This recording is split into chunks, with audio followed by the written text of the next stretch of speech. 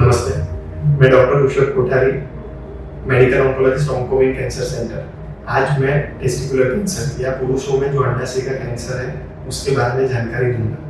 Testicular cancer के कौन से स्टेज रहते हैं और उनकी क्या ट्रीटमेंट रहती है, इसके बारे में हम जानेंगे।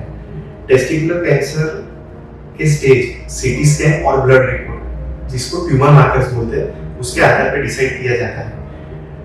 एक बार स्टेज 1, 2, 3, 4 इसमें डिवाइड किया जाता है। स्टेज 1 और 2 को अर्ली कैंसर बोलते हैं, स्टेज 3 और 4 को एडवांस कैंसर बोलते हैं। जनरली अर्ली कैंसर में सबसे पहले सर्जरी करने में आता है, जिसको हाई इन्वाइनल ऑर्किडोटॉमी बोलते हैं, जिसमें टेस्टिस निकालने में आती है, या जो पुरुषों का अंडाशय होता है उसको निकालने में आता है। जनरली ये निकालने के बाद अर्ली स्टेज में कीमोथेरेपी की जरूरत है कि नहीं, रेडिएशन की जरूरत है कि नहीं, ये ट्यूमर बोर्ड, मेडिकल, सर्जिकल और रेडिएशन ऑन्कोलॉजिस्ट मिलकर डिसाइड करते हैं कि ऑपरेशन के अलावा कुछ ट्रीटमेंट की जरूरत पड़ेगी कि नहीं पड़ेगी। काफी सारे पेशेंट्स रहते हैं जिनको ऑपरेशन के बाद आगे और कोई ट्रीटमेंट की जरूरत नहीं पड़ती। अगर ट्रीटमेंट की जरूरत पड़ती है तो भी 1 या 2 साइकिल कीमोथेरेपी देने में आता है। रेडिएशन भी कुछ पेशेंट्स को देने में आता है।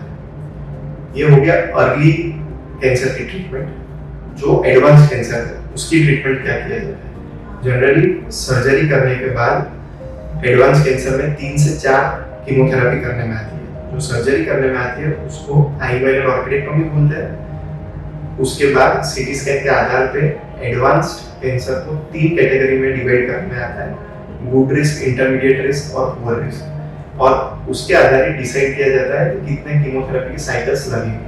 जनरली 3 से 4 कीमोथेरेपी साइकिल्स की जरूरत पड़ती है।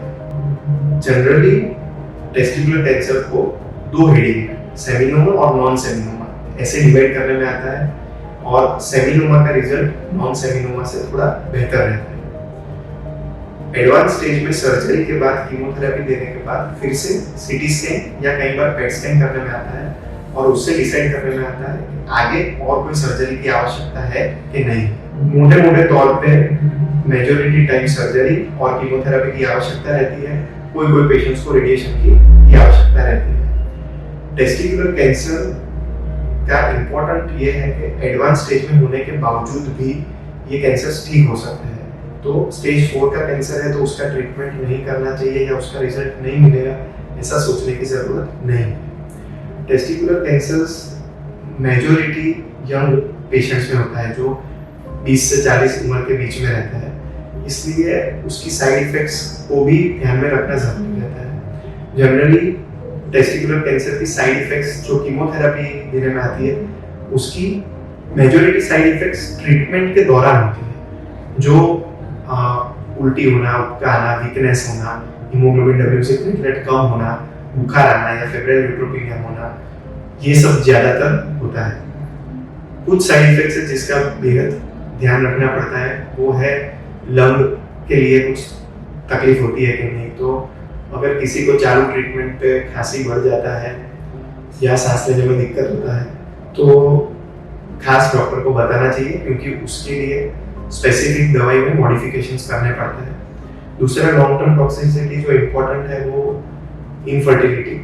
वो मेजॉरिटी पेशेंट्स को हम ट्रीटमेंट के पहले स्पर्म प्रिजर्वेशन या टेस्टिकुलर टिश्यू प्रिजर्वेशन के लिए एडवाइस करते हैं, क्योंकि ये बीमारी ठीक हो जाने वाला है। आगे जाके मैरिज और प्रेगनेंसी ये सब मेजॉरिटी पेशेंट्स कर पाने वाले हैं। पर अगर नेचुरल प्रेगनेंसी नहीं रहती है तो स्पर्म क्रायो प्रिजर्वेशन या टेस्टिकुलर टिश्यू प्रिजर्वेशन किया होता है, तो वो हेल्प करेगा प्रेगनेंसी रखने के लिए। तो ट्रीटमेंट चालू करने से पहले आवश्यक आपके डॉक्टर से ये बात डिस्कस कीजिए। कीमोथेरेपी के मेजॉरिटी साइड इफेक्ट्स यही रहेंगे। सर्जरी और रेडिएशन भी मेजॉरिटी केसेस में टॉलरेबल रहता है, उसके बहुत मेजर साइड इफेक्ट्स नहीं रहते हैं। तो मेरा खास अनुरोध रहेगा कि टेस्टिकुलर कैंसर एक क्योरेबल मैलिग्नेंसी है, इररिस्पेक्टिव ऑफ स्टेज। 4था स्टेज भी उसमें ठीक हो सकता है। तो ट्रीटमेंट से डर के या ट्रीटमेंट साइड इफेक्ट से डर के ट्रीटमेंट ना करवाए, ऐसा मत करो। टेस्टिकुलर कैंसर ठीक होने की बहुत अच्छी संभावना रहती है, खास करके अर्ली स्टेज में रिजल्ट 80-90% के ऊपर रहते हैं, और इवन एडवांस स्टेज में 4th स्टेज होने के बावजूद भी 50-60-70% लोग बेस्ड ऑन रिस्क कैटेगरी ठीक हो सकते हैं। मेरा अनुरोध रहेगा कि irrespective of age, irrespective of stage, testicular cancer की ट्रीटमेंट करनी चाहिए। धन्यवाद।